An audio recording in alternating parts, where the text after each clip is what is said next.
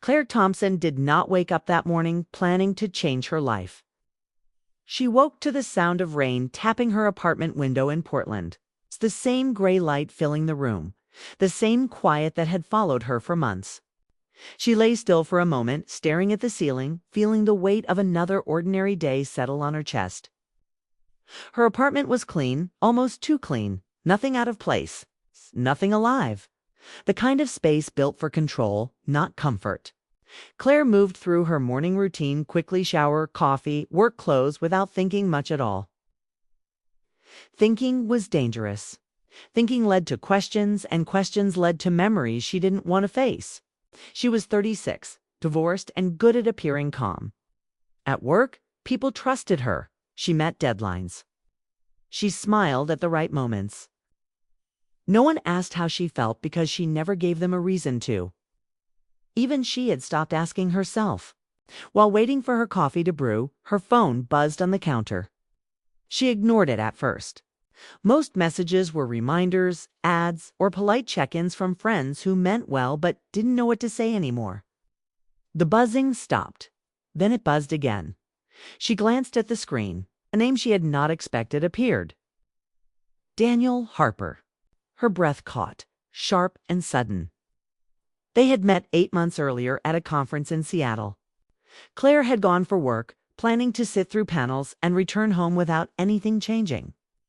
Daniel had been sitting next to her during a long session, quietly sketching in a notebook. They had started talking during a break, first about the speaker, then about travel, then about nothing and everything. Daniel was a photographer from Vancouver. He spoke softly but directly, like he chose his words carefully. That night they had walked through the city, sharing stories that usually stayed hidden. There had been no promises, no kiss, no drama, just connection. Then the conference ended and life stepped back in.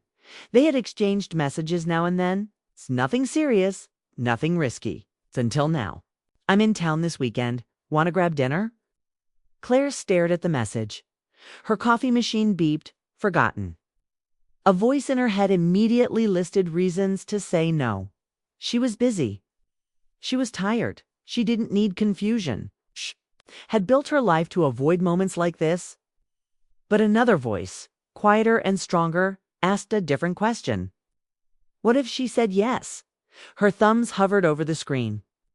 She thought about her evenings spent watching shows she barely followed, about sleeping alone in a bed that felt too big, about how safe her life was and how empty. Before fear could fully form, she typed back. Yes, dinner sounds nice. The message sent. There was no taking it back.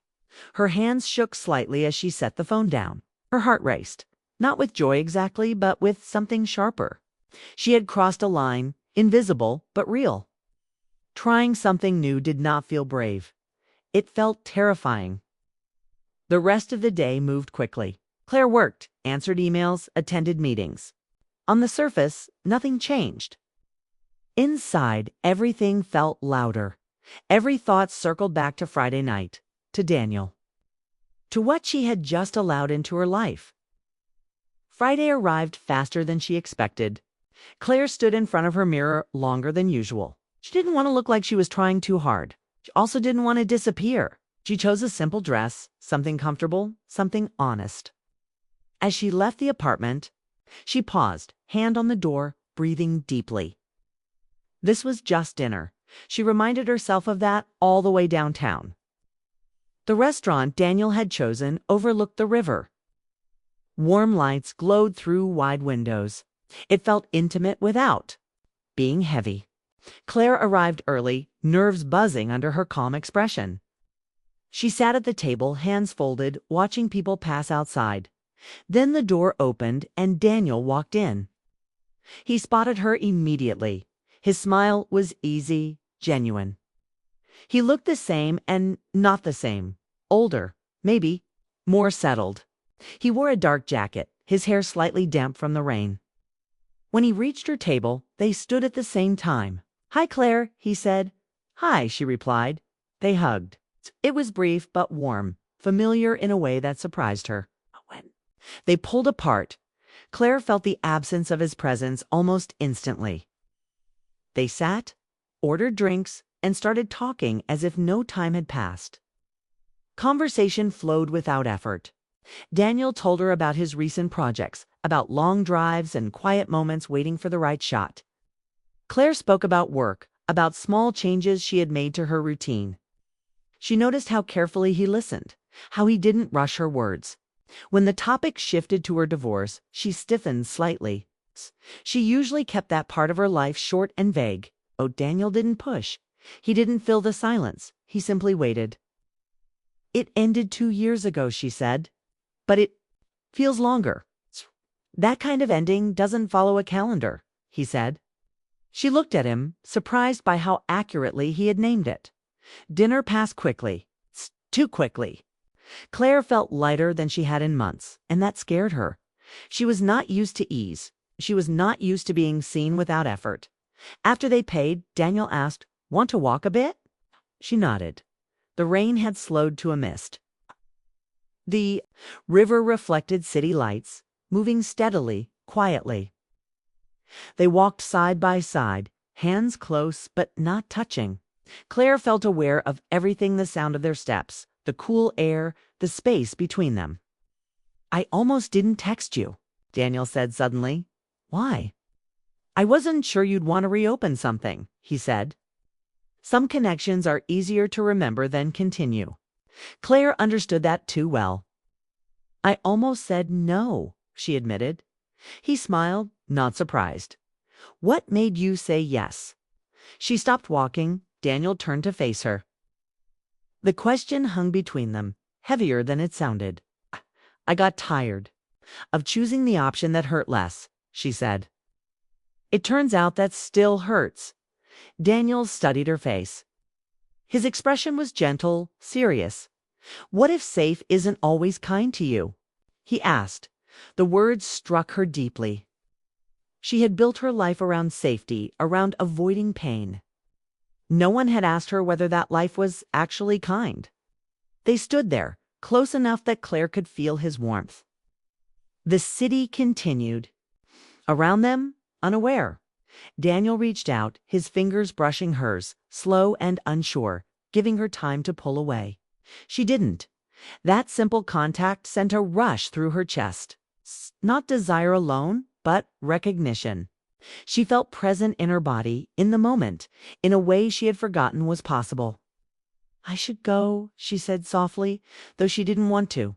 Daniel nodded. "Of course." They walked back toward her car. At the door, they paused. There was no dramatic goodbye, no kiss, just a shared look that carried more meaning than words. "I'm glad you said yes," he said. "Me too," she replied. Driving home, Claire felt unsettled. Her mind replayed moments from the evening, the way Daniel listened, the question he asked, the feeling of his hand against hers. She also felt fear rising, sharp and familiar. Wanting something meant risking loss. At home, she changed into comfortable clothes and sat on the edge of her bed. The apartment felt different now, smaller, quieter in a way that pressed in on her. She lay back and stared at the ceiling, heart still racing. She had tried something new, not a dramatic leap, just a step. But she could feel the ground shifting beneath her. Sleep came slowly. Her thoughts moved faster than she could control. What did this mean? What was she opening herself up to? She had spent years building walls strong enough to survive disappointment. Tonight, she had leaned against one and felt it crack. As the rain began again outside, Claire closed her eyes, unsure whether she had made a mistake or the first honest choice of her adult life. What she knew for certain was this: going back to the way things were no longer felt possible. And that realization frightened her more than being alone ever had. Claire woke the next morning before her alarm, her mind already moving faster than her body. Gray light filled the room, and for a moment she forgot where she was. Then the memory of the night before returned: Daniel's voice, his question, the feel of his hand against hers. Her chest tightened, not with fear alone, but with something close to hope, and that scared her more than anything. She sat up, rubbed her face, and tried to slow her thoughts. This was why she avoided moments like this. One evening had disturbed the calm she had worked so hard to protect. Yet when she imagined that evening never happening, the emptiness felt. Worse, her phone buzzed on the nightstand. "Good morning. I hope yesterday didn't feel like too much." She stared at the message, surprised by its care. No pressure, no demands. Just presence. "It didn't," she typed back. "Glad we met." The reply came quickly. "Coffee today, if you want." Claire hesitated only a second before saying yes. She knew this was how things began, small choices, stacked together, changing the shape of a life. They met at a quiet cafe near the river. Morning sunlight softened everything. Daniel looked relaxed, dressed casually, his camera bag resting near his chair. The sight of him felt familiar now, comforting in a way that surprised her. They talked easily at first, about the city, about the weather, about nothing that mattered. But under the surface, both of them knew they were circling something important. Daniel spoke first. "I don't want to pretend this is casual if it isn't," he said. "I'm not in town for long, but I also don't believe in passing through people." Claire's hands tightened around her cup. Honesty felt dangerous, but she had already stepped onto unstable ground.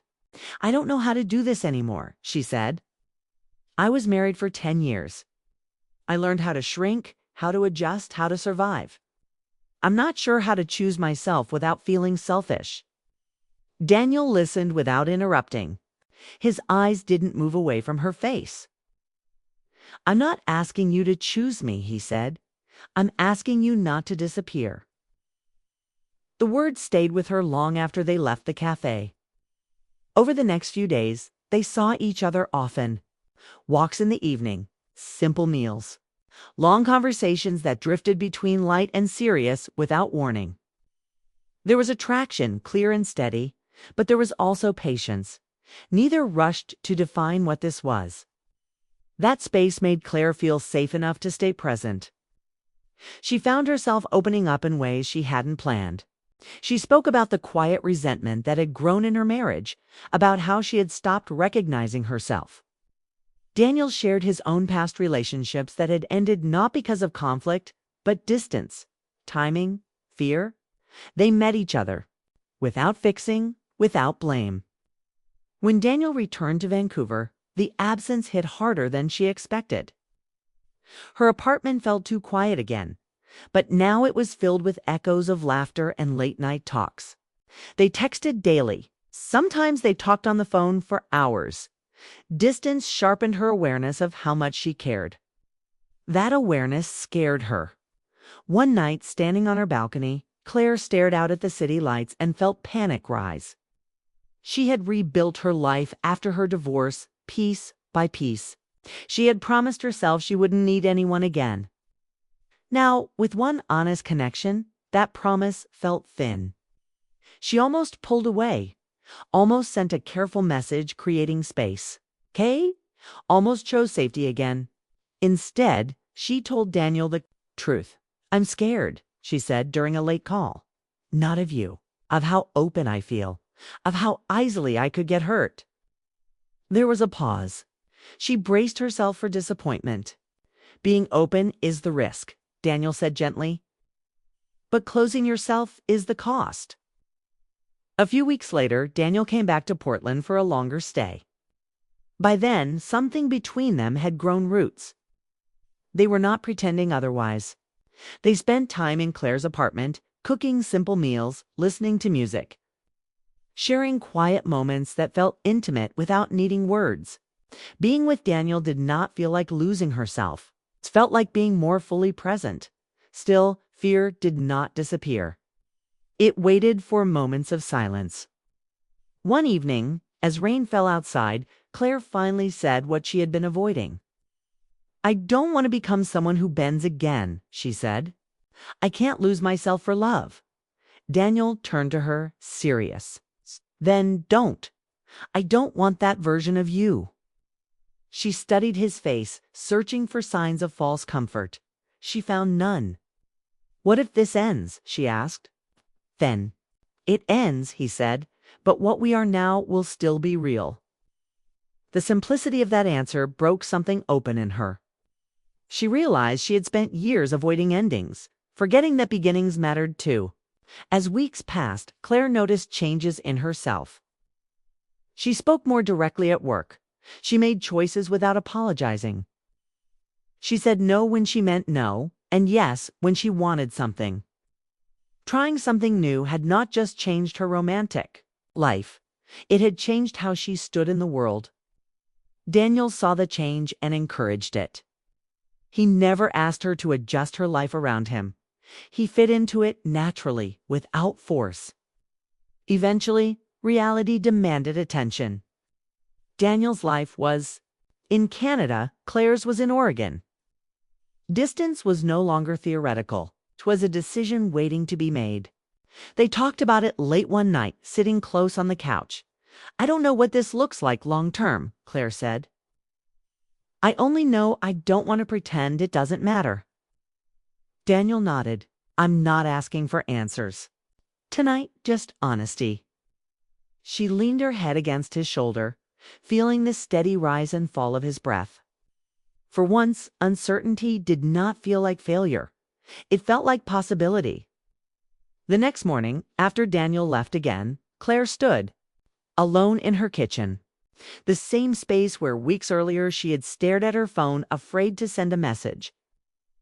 The room looked the same, but she was different. She had tried something new, not just dating again, not just opening her heart. See, had allowed herself to want, to risk, to believe that connection did not have to mean losing herself. She didn't know where the story would lead. There were still fears, still choices ahead. But she no longer believed safety was the same as happiness.